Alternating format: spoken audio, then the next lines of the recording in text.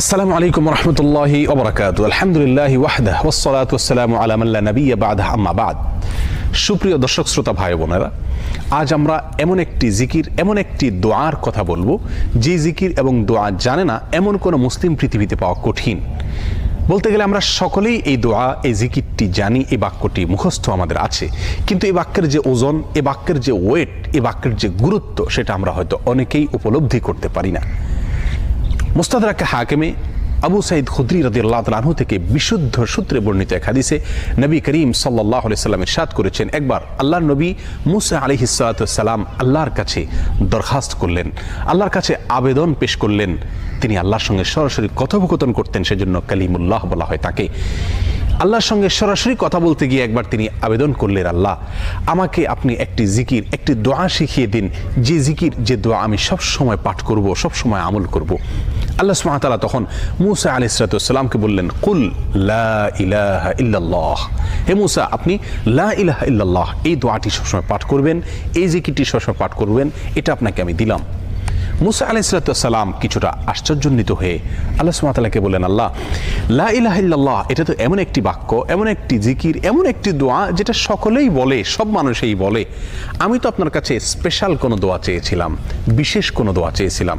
আল্লাহ সুবহানাহু ওয়া তাআলা তখন মুসা আলাইহিস সালাতু ওয়াসসালামকে বললেন, হে মুসা, যদি সপ্ত আসমান, সপ্ত জমিন এবং এই দুইয়ের মধ্যে যা কিছু আছে সব কিছুকে, আল্লাহর অস্তিত্ব ছাড়া বাকি সব কিছুকে যদি একটি পাল্লায় রাখা হয়, একটি হাতে রাখা হয়, আর লা ইলাহা ইল্লাল্লাহ এই বাক্যকে যদি অপর হাতে, অপর পাল্লায় রাখা হয়, তাহলে লা ইলাহা ইল্লাল্লাহর পাল্লা ভারী হবে। এত ওয়েটফুল এই আমল, এত ওজনী এই আমল, এই জিকির। অর্থাৎ আল্লাহ সুবহানাহু ওয়া তাআলা মুসা আলাইহিস সালাতু ওয়াসসালামকে যে বার্তা দিলেন সেটি হলো, লা ইলাহা ইল্লাল্লাহর চাইতে ওজনী, এর চাইতে ওয়েটফুল, এর চাইতে ভারী, এর চাইতে শ্রেষ্ঠ, এর চাইতে মর্যাদাপূর্ণ কোনো জিকির আল্লাহর জমিনে আর নাই।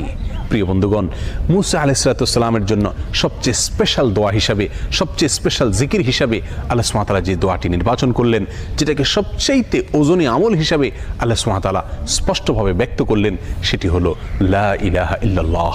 অথচ এই লা ইলাহা ইল্লাল্লাহ এটাকে আমরা খুব সাধারণ একটি জিকির মনে করি, খুব সাধারণ একটি দোয়া মনে করি, আমরা বিশেষ আমল খুঁজে বেড়াই। অথচ এর চাইতে বিশেষ, এর চাইতে স্পেশাল কোনো আমল আল্লাহর জমিনে আর হতে পারে না।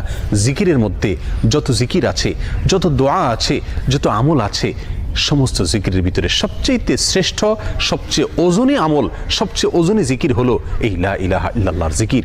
মিজানের পাল্লায় কিয়ামতের দিন যখন আমার নেকামল মাপা হবে, তখন আমার নেকামলে শুধুমাত্র লা ইলাহা ইল্লাল্লাহ এর আধিক্য যদি থাকে, তাহলে ইনশাআল্লাহ আমার নেকামলে পাল্লা অনেক বেশি ভারী হবে। আসুন, চলতে ফিরতে, উঠতে বসতে, অবসরে, কাজের ফাঁকে সব সময় মুখ থেকে, অন্তরের গভীর থেকে লা ইলাহা ইল্লাল্লাহ উচ্চারণ করতে থাকি। অন্তর পরিষ্কার হয়ে যাবে, অন্তরের ময়লা দূর হবে, অন্তরের পেরেশানি দূর হবে, অন্তরে আল্লাহ সুবহানাহু ওয়া তাআলার প্রতি আস্থা বাড়তে থাকবে, ঈমান বাড়তে থাকবে। এবং লা ইলাহা ইল্লাল্লাহ এই জিকির আমরা যত বেশি করব, তত বেশি সৃষ্টি জগতের অন্য সব কিছু আমাদের কাছে তুচ্ছ মনে হতে থাকবে, সব কিছুর হারানোর কষ্ট আমরা ভুলতে থাকবো, আল্লাহ সুবহানাহু ওয়া তাআলার কাছে আমরা খুব বেশি নৈকট্য অর্জন করতে পারবো। আসুন বলতে থাকি বেশি থেকে বেশি, অন্তরস্থল থেকে ঈমানের সঙ্গে লা ইলাহা ইল্লাল্লাহ।